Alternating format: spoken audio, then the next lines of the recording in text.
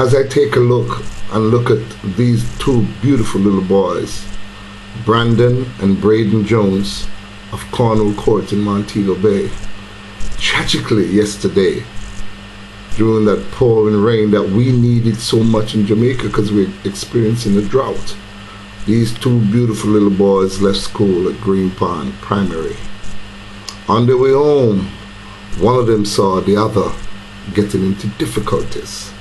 And just like how any other brother would do, especially a twin, little Brandon or little Braden jump in to help, because we don't know which one really jumped in after the other.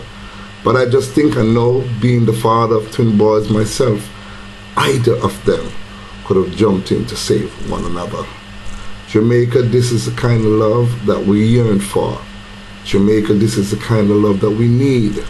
Let's hope we can use these two young brothers' lives, the way they lived it and the way they actually died, to kind of straighten out our own lives and to help to make a difference in someone else's life. We need each other in this beautiful country that we love so much and that I love so much. Ladies and gentlemen of Jamaica, look into yourself. Take a picture out of little Brandon and Braden Jones's life and let their life or even their death serve as a purpose to us all.